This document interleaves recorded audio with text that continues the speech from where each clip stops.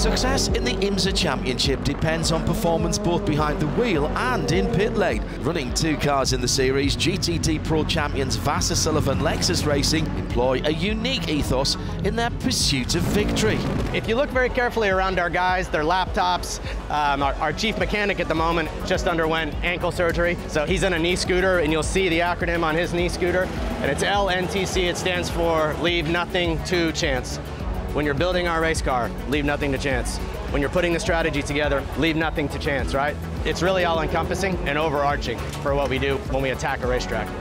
Owners Jimmy Vasser and James Sulli Sullivan have introduced a special philosophy to inspire the team to better performance.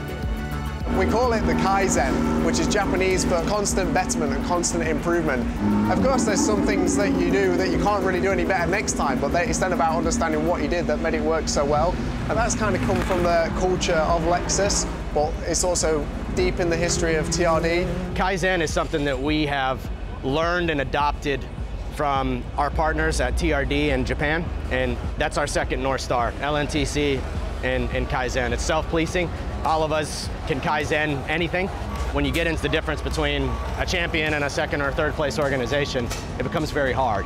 But continuous and consistent improvement in our processes, you can apply to the entire organization.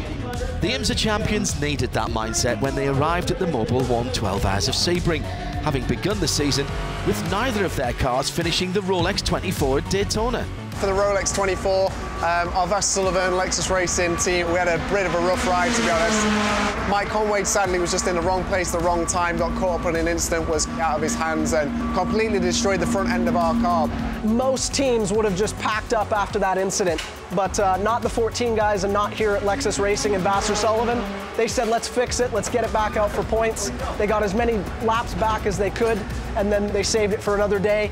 On the 12 side, it's a rough go when you race for 23 hours and then have the problem that we did, but the boys didn't hesitate. I went to the shop 3 days after Daytona. They already had this 12 car completely back together and ready to go test again. The turnaround from the challenges of Daytona to putting the 14 car on pole at Sebring was another success that the whole team got to share in the garage.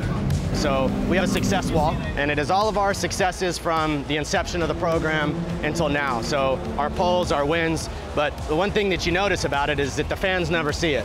It points inwards. The whole concept of it is that we're human beings, right? We're not robots, which means we have emotions. So that anytime you need a reminder, pole, win, championship, it's there. It's a really special part of our chemistry. And we really had to put that to use between the Rolex after a 2 DNF and here, and I would like to say that it worked. The success continued into the race at Sebring. It was victory for the number 14 car. That put the team's GTD Pro title defense back on track and took Lexus to the top of the manufacturer standings. There's not an individual here that I don't feel's at the top of their game, and as a driver it makes you give that little bit more out on the track, whether it's just that last lap dive for a win or whatever. You just know that that's going to influence everyone back in the paddock and back over the pit wall to work that bit harder the next time you get to the track. So, you know, that's excellent to be a part of, and one of the reasons I love being on this Vasser Sullivan Lexus Racing team.